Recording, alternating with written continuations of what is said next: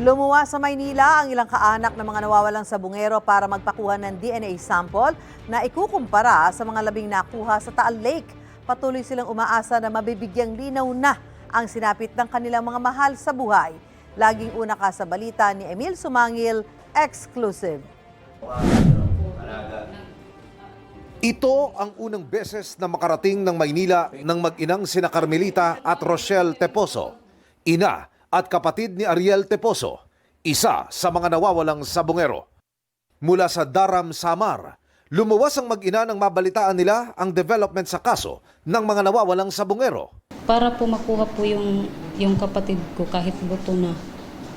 Tapos mailibing siya namin ng maayos, may uwi namin sa bayan namin para mabigyan din ng hustisya yung kapatid ko sa pagkawala niya.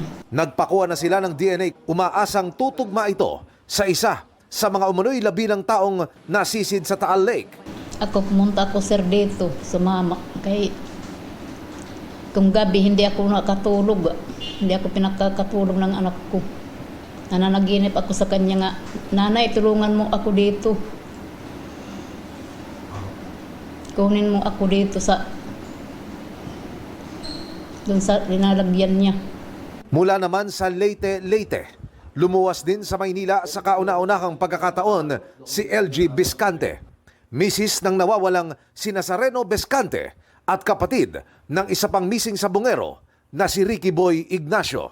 Si Ricky Boy, nakapagpadala pa raw ng litrato sa kapatid na kuha sa harapan ng sabungan bago naglaho. Nagkaroon po kami ng pag-asa nung lumabas po si Dondon at naging witness po siya sa kaso na ito. Kaya nagpursige po ako na pumunta dito para din ma-DNA at saka baka kasi may magmatch sa amin ng yung boto na nakuha po sa Taal Lake.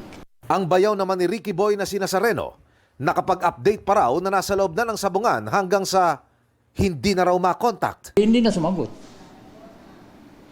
Tawag ako ng tawag, wala nang sumasagot. Sabi ko, ano nangyari doon? Patay mo ang cellphone o ring lang na ring? Nagre-ring pero walang sumasagot. Tapos nung pinatay yung cellphone.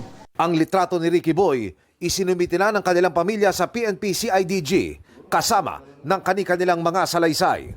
Sa kapatid ko po na si Ricky Boy Ignacio, kung nasaan ka man ngayon,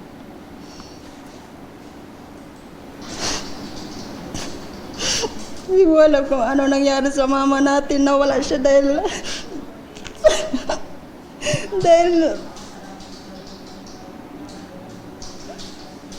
dahil ng pagkawala mo, marami po siyang iniisip at saka nagkomplikasyon po siya. Ang ina ni Nazareno na si Mercedes, nakuha na rin ng DNA. Di ko kahimo, di ko kung sa akong anak, di ko katug. Yung nanghiram na daw sila pamasahe dahil hindi sila makatulog sa kakaisip sa anak nila. Ngutang ko ay akong pamasahe. Nanhi.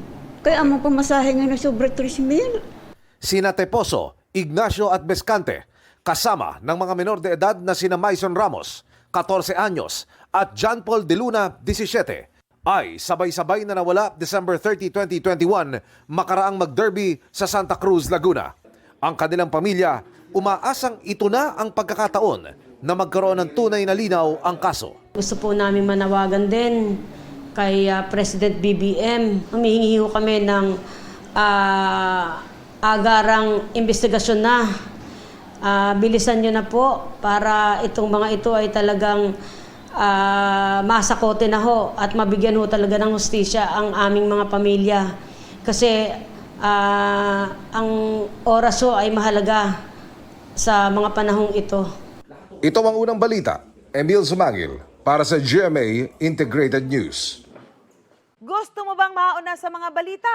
Mag-subscribe na sa GMA Integrated News sa YouTube at tumutok sa unang balita.